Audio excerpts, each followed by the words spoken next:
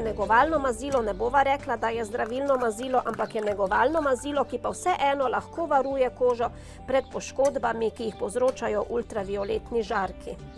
Je že dovolj vroče? Ja, približno enake temperature mora biti kot za čebulo ali pa ko kaj kuhamo. Kar da je. Kaj natrgam? Ali Ne, cele? kar cele. In potem takle kozarec, kot je, obujemo.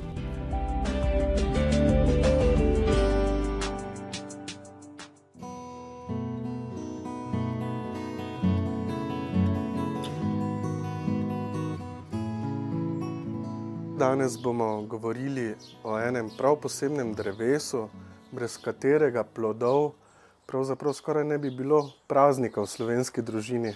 Tako, to je oreh. In praznikov ne bi bilo brez orehove potice, čeprav je midva danes ne bova pekla, ne bova govorila o njej, ampak bova govorila o zdravilnih lastnostih orehovih jedrc in posledično orehovega olja ter orehovih listov. Tradicionalno zdravilo, ki ga predpisuje Evropska farmakopeja, so listi. Listi vsebujejo veliko grenčin, zato mu tudi pravimo grenki oreh. Mimogrede, oreh je simbol slovenstva, predstavlja trdnost, stanovitnost. Je pa ta oreh, navadni oreh Juglans regia, prišel iz Perzije, z Irana in Iraka, drugače poznamo še črni oreh, ki pa je prišel iz Amerike. Danes torej govorimo o navadnem orehu Juglans regia in o zdravilnih lastnostih orehovih listov, ki vsebujejo predvsem veliko eteričnih olj, vsebujejo grenčine, vsebujejo tanine, zato bi ga lahko uporabljali tudi notranje pri driski, vendar te indikacije niso potrjene, so pa potrjene zunanje indikacije na vnetih predelih na koži, predvsem pri kakšnih ekcemih, pri luskavici in pa pri blagih površinskih poškodbah. In torej te narezane orehove liste posušimo. Posušimo na hitro pri 40 stopinjah Celzija, ne sušimo jih počasi, kajti pri počasnem sušenju počrnijo. Kolikor nimamo sušilnika, lahko posušimo tudi liste v pečici. Tako na 40 stopinjah. Imajo pa orehovi listi še eno indikacijo, ki je res zanimiva, to pa je preprečujejo potenje dlani in stopal. Se pa v zdravilne namene pripravlja poparek. To pomeni, da vzamemo 2 žlici orehovih posušenih listov, jih prelijemo z 2 deci vrele vode, pustimo stati 10 do 15 minut, odcedimo in potem pripravimo kot obkladek na obolelo kožo. Proti potenju pa pripravimo obkladek, ki ga pustimo na dlaneh ali stopalih 30 minut 2-krat na dan. Za spiranje kože pa lahko uporabljamo orehove liste 4-krat dnevno. Učinkovina v teh orehovih listih je juglon, ki dokazano ubija bakterije, viruse in glive. Nekateri pravijo, da uničuje tudi podrast. Je pa vredno povedati tudi zdaj v tem času, verjetno junij, julij, je to orehovo listje najbolj. Največ učinkovin ima in tudi v juliju in juniju liste nabiramo.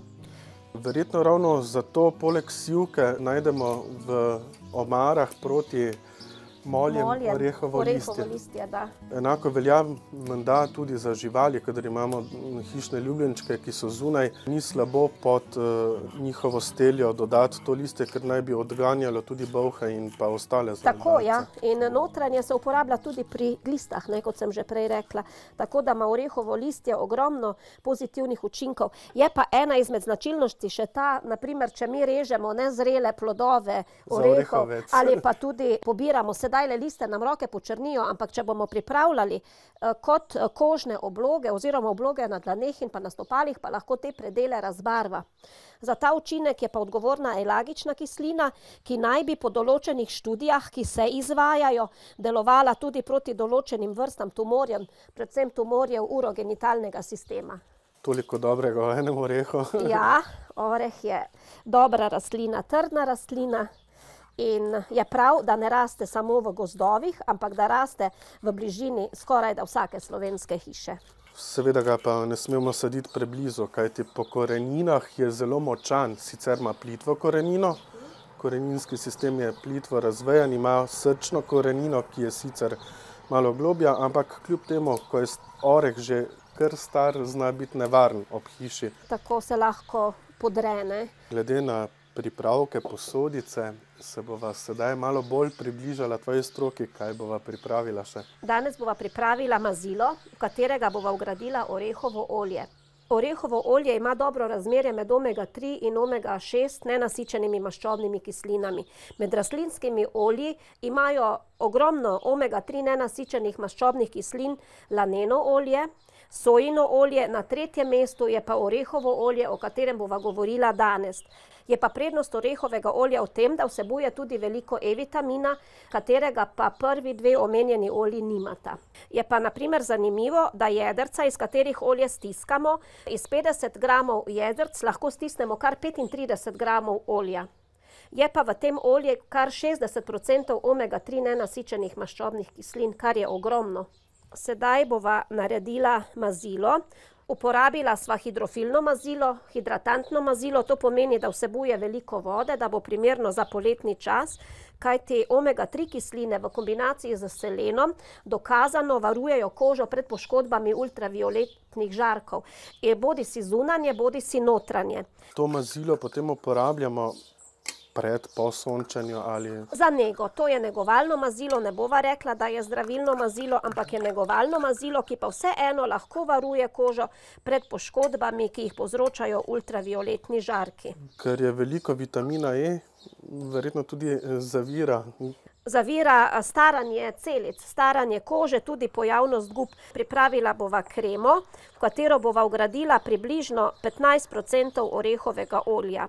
Olje vmešavamo postopoma, da pripravimo homogeno in relativno stabilno mazilo. Najina kremica je končana, sedaj jo bova napolnila v lončke, ki so dobri zaradi tega, ker lahko na koncu polnjena iz njih iztisnemo zrak. Torej tako, ja. Sproti stiskamo ven mazilo. Tako, ja. Tudi ne mažemo po mazilu, ker ima lonček odprtino in potem mazilo pride pri odprtini ven in potem tudi je manjša možnost mikrobiološkega kvarjenja mazila. Pa še eno nepravilnost bi rada povedala, veliko ljudi shranjuje kreme mazila v hladilniku, kar ni dobro, kajti študije so pokazale, da se kisik raje raztaplja v hladnem kot pa v toplem materialu in je torej vgradnja kisika v hladna mazila večja kot pa v mazila, ki so hranjena pri sobni temperaturi. S tem pa tudi propadanje. Ja, s tem pa tudi stabilnost krajša in propadanje hitrejše.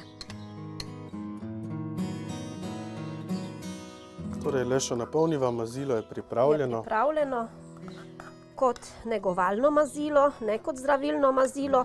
Priporočam ga posebej takrat, preden se greste sončiti in po sončenju. Tudi orehovo olje lahko uporabljate po sončenju kot nego telesa. Lahko ga uporabljamo tudi olje, mislim, za nego las. Po umivanju nanesemo orehovo olje na lasne konice in ni potrebno nobenega spiranja. Struktura lasu bo odlična, pa tudi zaščita pred ultravioletnimi žarki bo dobra. Lepo je, da se napiše, kaj smo dali v kremo, napišemo hidrofilno mazilo z vodo, z orehovim oljem, napišemo, kdaj smo izdelali. Doma izdelana mazila nekje mesec do 2 meseca, dlje pa jaz teh mazil ne bi uporabljala.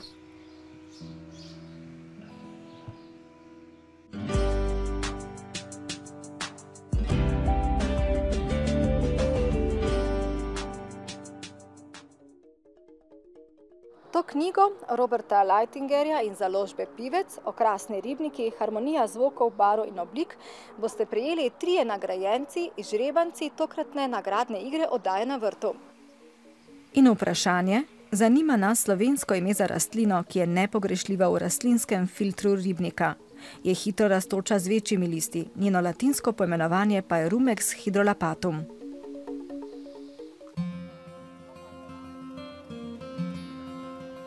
Na Svetem Primožu na Pohorju narava zacveti nekoliko kasneje kot v dolini. Mama Ana in hči Alenka bosta na vrtu tokrat nabrali ognjičeve cvetove. Vedenje o njihovi uporabi v ljudskem zdravilstvu se prenaša iz roda v rod. Mama Ana je to znanje prinesla iz Bele krajine, odkoder se je na domačijo Posod na 560 metrov nadmorske višine preselila pred 30 leti. Zelišča nabirajo v suhih in sončnih dneh. Najbolj primerni so ravno razcveteli cvetovi, ki so se odprli na današnji dan in še niso poškodovani od vremena.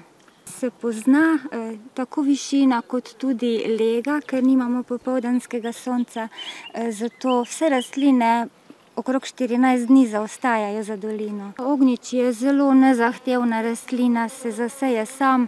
Ko spomladi prekopavam gredice in vidim, kje lepe sadike, jih presadim na eno mesto, da potem raste skupaj. Koliko časa pa se tako cvetovi odpirajo? Ponavadi to traja najbolj intenzivno julija, pa še tudi pozneje, skoraj do jeseni.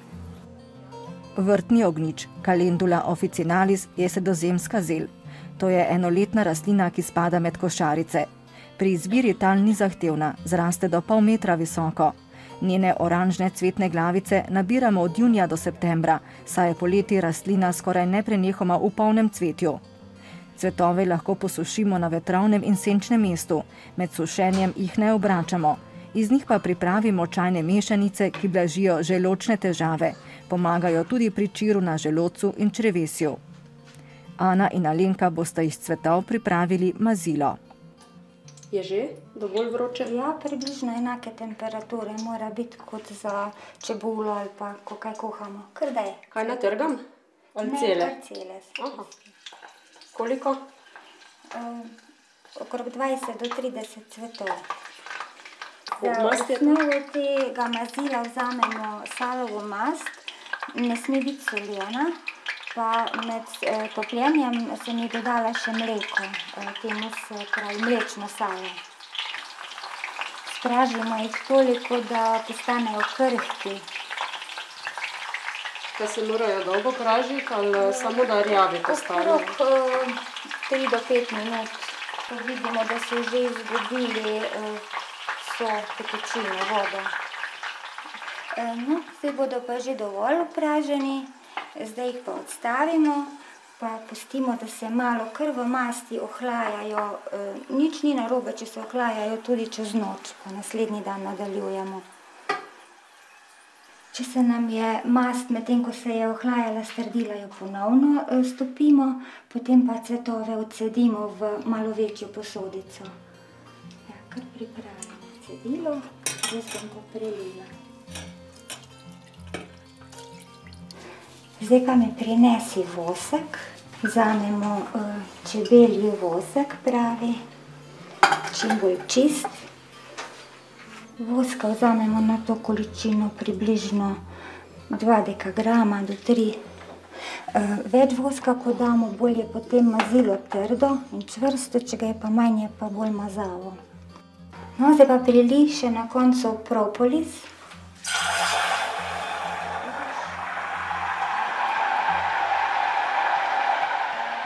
In kako dolgo mora vreti? Toliko časa, da se umiri, če preveč kipi, lahko tudi odstavimo, da preneha. Ohlajeno mazilo nalijemo v posodice, ki jih lahko zaradi vsebnosti propolisa nekaj let hranimo v temnem in hladnem prostoru. Ognjičevo mazilo uporabljamo pri celjenju ran in brazgotin, kožnih obolenjih, lažjih opeklinah in ozeblinah. Z njim negujemo občutljivo, suho, tudi dojenčkovo kožo ter razpokane ustnice. Uporabljamo ga lahko še pri pikih žuželk, vnetih ven in krčnih žilah.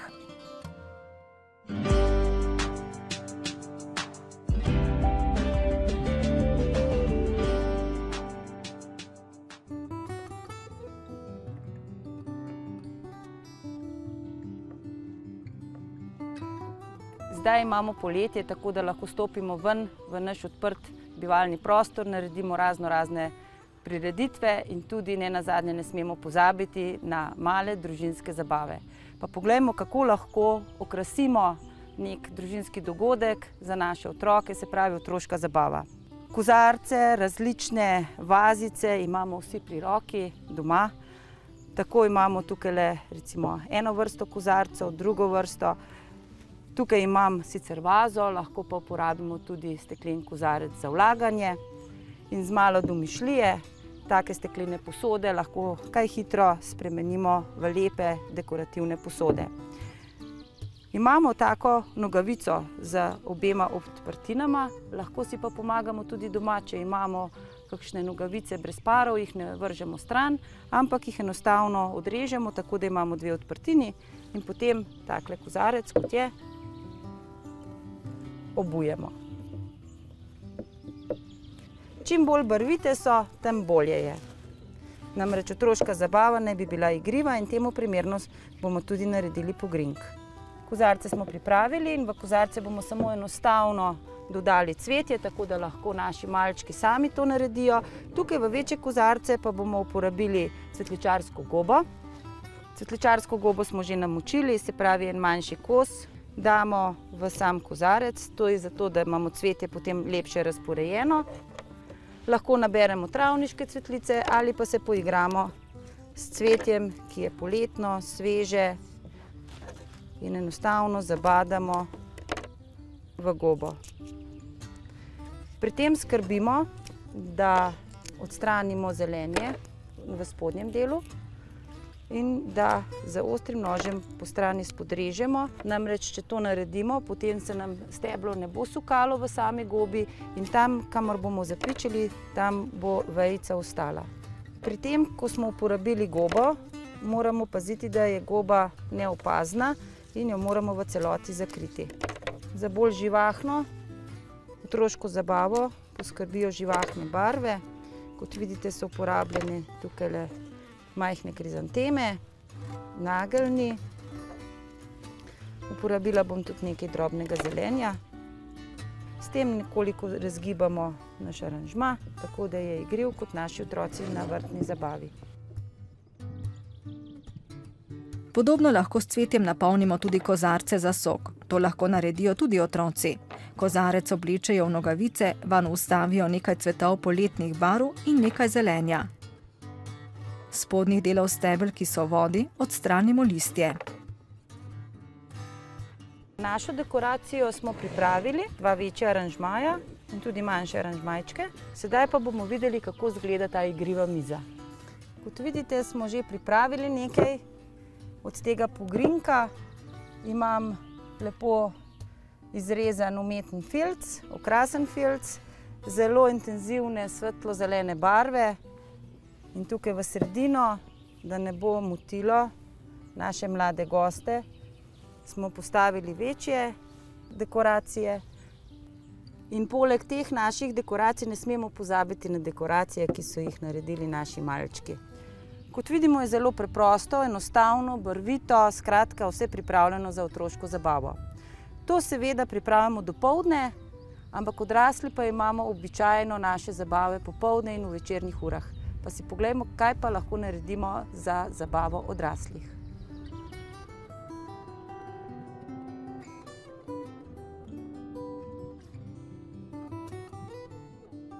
Zdaj smo se prestavili za pogrinjek, kjer bi radi imeli nekoliko bolj svečan obred. Najprej smo postavili kozarce v vrsto, nalili do polovico vode in potem seveda bomo drugo vrsto kozarcev dali na prvo vrsto kozarcev. V teh kozarcih smo nalili vodo samo do 1/3, tako da je zdaj vsa naša konstrukcija stabilna. Voda idealno naredi efekt v steklu, sonce se odseva v tej vodi. Po vrtovih so sedaj začele rasti dehteče vrtnice, ki jih lahko lepo uporabimo, naredimo prefinjeno dekoracijo v kombinaciji z drobnim, nežnim zelenjem. V spodnjem delu imamo nekoliko manj prostora, tako da si izberemo pravilno cvetje, ki seže do dna kozarca. Pri sami dekoraciji miz moramo paziti, da dekoracija ne presega 1/3 mize, namreč potem je dekoracija že moteča. Tako da vedno bodimo skromni, da ne oviramo obeda, da nimamo dekoracije v napoto, ampak da nam je v veselje. K starim sortam vrtnic, ki jih naberemo kar na domačih vrtovih, je Sabina dodala socvetja trav in nekaj drobnih krizantem. Ta cvetlična namizna postavitev je nekoliko višja, pazimo le, da se gostje med seboj vidijo. Če pa se obisk zavleče v noč, ne pozabimo prižgati še kakšne svečke z vonjem sivke ali limonske trave, ki odganja komarje.